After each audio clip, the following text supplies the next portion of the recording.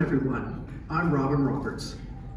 While we are waiting to enter the theater for great moments with Mr. Lincoln, we'd like to tell you the story of an unlikely friendship that transformed America forever. Wade in the water, wade in the water, wade in the water. Cause when we jump in the water, wade in the water, wade in the water, wade in the water. Cause when we jump in the water.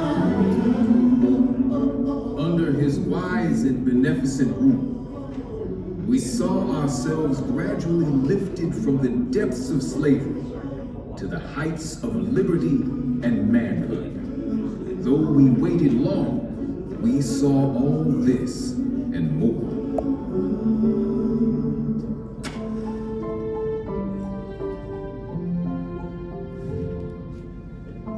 Abraham Lincoln is known as the Great Emancipator, but the moniker wasn't earned overnight.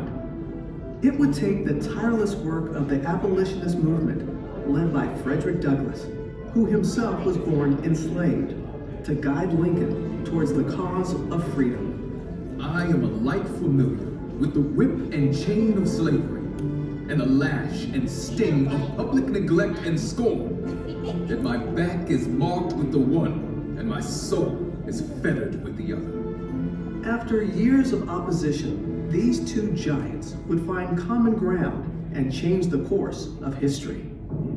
10 years before the Emancipation Proclamation was enacted, if all earthly power were given me, I should not know what to do as to the existing institution. Oh, had I the ability, and could I reach the nation's ear, I would today pour out a fiery stream of biting ridicule, blasting reproach, withering sarcasm, and stern rebuke.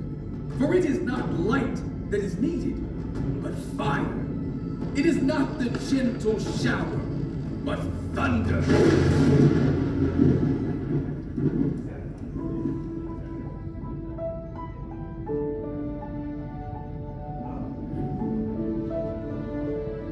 Frederick Douglass, he never had a pair of pants or shoes until he was about 6 or 7 years old. He would sleep head first in an old corn sack with his feet hanging out on cold winter nights to try and keep himself warm.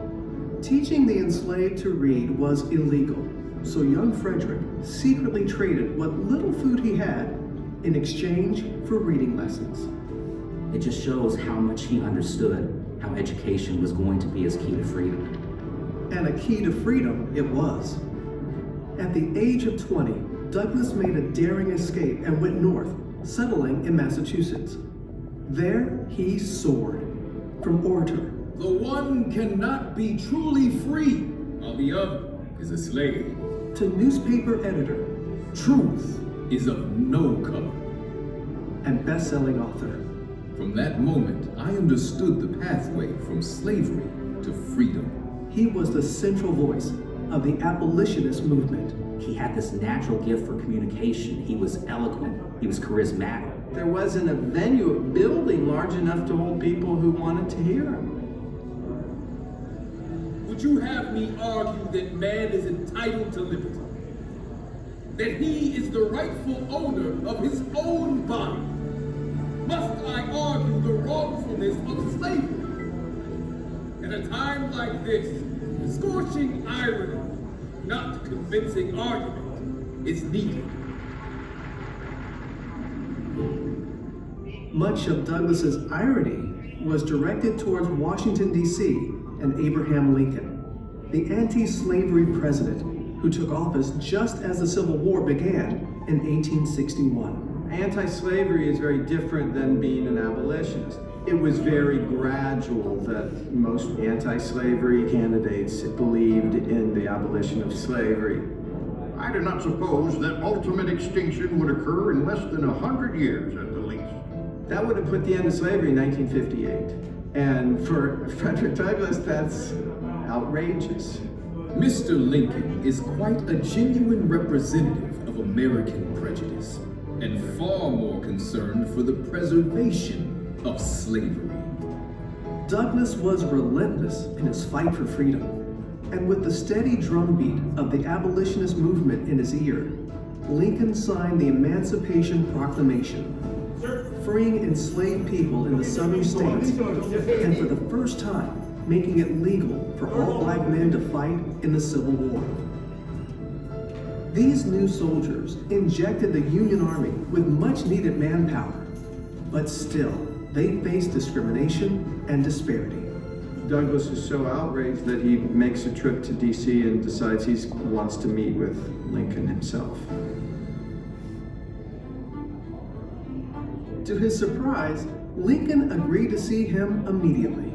He was ushered up past all of the people that were waiting to see Lincoln that day. And just imagine this visual of this black man just bounding up the steps, and people are looking at him like, who is that? Lincoln begins the conversation and he says, "Hello, Mr. Douglass," essentially.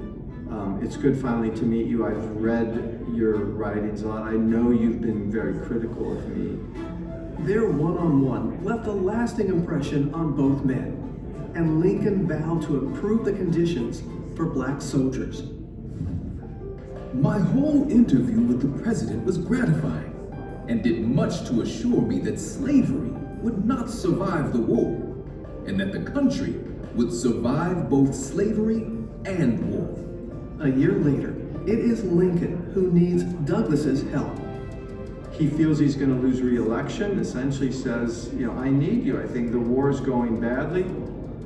Lincoln entrusted Douglass with creating a plan for aiding the escape of enslaved people from rebel territory so that they could join the Union cause. Douglass writes a detailed letter to Lincoln, spelling out his vision of these special forces. He did not let me feel for a moment that there was any difference in the color of our skins. The president is a most remarkable man. With Douglass's support, Lincoln would go on to turn the tide of the war and win re-election. The following year, Douglass returned to Washington once more to attend the inauguration. Now in this multitude of elite of the land, I felt myself a man among men. It's the first time a president devotes most of the speech to African Americans. 1/8 of the whole population were colored slaves. Frederick Douglass heard his words and his language in Lincoln's address. Until every drop of blood drawn with the lash shall be paid by another drawn with the sword. The work that he had done over so many years, he was now hearing this at a very important moment in time in the nation's history. Douglass is invited to the White House for a reception, sees Douglass enter, and he yells out, Here comes my friend, Frederick Douglass. There is no man in the country whose opinion I value more than yours. Mr. Lincoln, that was a sacred effort. Oh, freedom. Oh, freedom. Oh, freedom. Frederick Douglass spoke truth to power, and he never stopped fighting for his people, and he understood that the struggle continued. He said, without struggle, There is no progress. Power concedes nothing without a demand. It never did, and it never will.